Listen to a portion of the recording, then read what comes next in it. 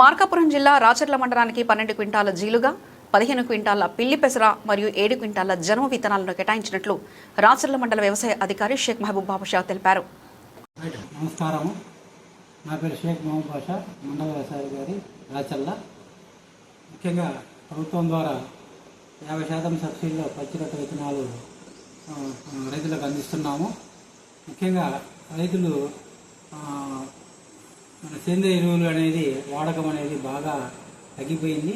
ఎందుకంటే పూర్వము సేంద్రియ ఎరువులు, దిబ్బరొట్టె ఎరువులు, అలాగే పశువుల ఎరువు బాగా వేసి కళ్ళెదున్ని పంట వేసేవాళ్ళు. ఇప్పుడు రాను ఏంటంటే రైతు తగ్గిపోయింది, ఎవరు కూడా వాడటం లేదు. తద్వారా మనకి ఏంటంటే భూమిలో సారం అనేది తగ్గిపోయి రసాయన ఎరువులు వాడడం అనేది బాగా ఎక్కువైపోయింది.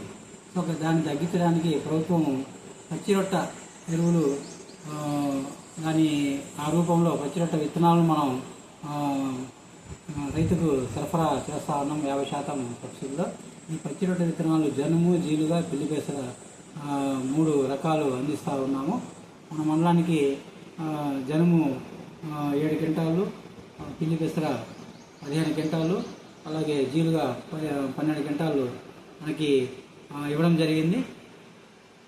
ఇవి ఈ రైతు ప్రధాన పొలం పంటకు ముందు మనం వేసుకొని 30 రోజులు పూత దశలో కలియదున్నుకున్నట్లయితే మంచి రొట్ట తయారవుతుంది. తద్వారా రసాయనిక ఎరువులు వాడకం అనేది తగ్గించుకొని రైతు ఖర్చు తగ్గించుకోవడానికి అవకాశం ఉంది.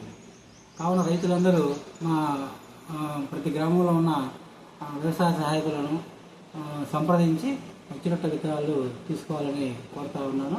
ముఖ్యంగా పచ్చిరొట్ట విత్తనాలు సబ్సిడీ చూసుకున్నట్లయితే కేజీ వచ్చేసి జీలుగా 160 రూపాయలు పూర్తి ఖరీదు పడుతుంది. అందులో 50% సబ్సిడీ 80 రూపాయలు మనం రైతు కట్టవలసి వస్తుంది. 80 రూపాయలు సబ్సిడీ అందిస్తూ ఉన్నాం.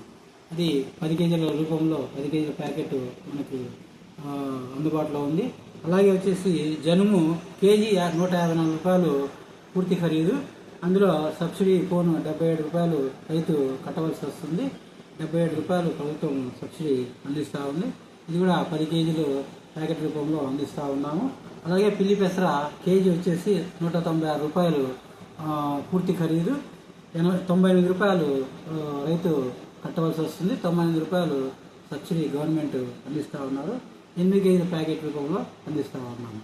వీరు రైతులు మన వ్యవసాయ సహాయకులను కలిసి పొలం పాస్ పుస్తకం ఆధార్ తీసుకొని రైతుకు కావాల్సినవి తీసుకొని అమౌంట్ డబ్బులు చెల్లించిన తర్వాత మాత్రమే రైతుకు సరఫరా చేయబడుతుంది. కాబట్టి ఈ అవకాశాన్ని రైతులు సద్వినియోగం చేసుకొని ప్రతి ఒక్కరు కూడా ఇవి అందుబాటులో ఉన్న పచ్చిరొట్ట విత్తనాలు తీసుకొని అది పూర్తయిన తర్వాత మళ్ళీ రైతుకు ఎంత కావాలంటే అంత ఇవ్వడానికి, సరఫరా చేయడానికి ప్రభుత్వం ఉంది. కాబట్టి రైతులందరూ దయచేసి పచ్చిరొట్ట విత్తనాలు అధికంగా వాడి భూములందరినీ అన్నింటినీ సారవంతం చేసుకోవాలని కోరుకుంటున్నాను.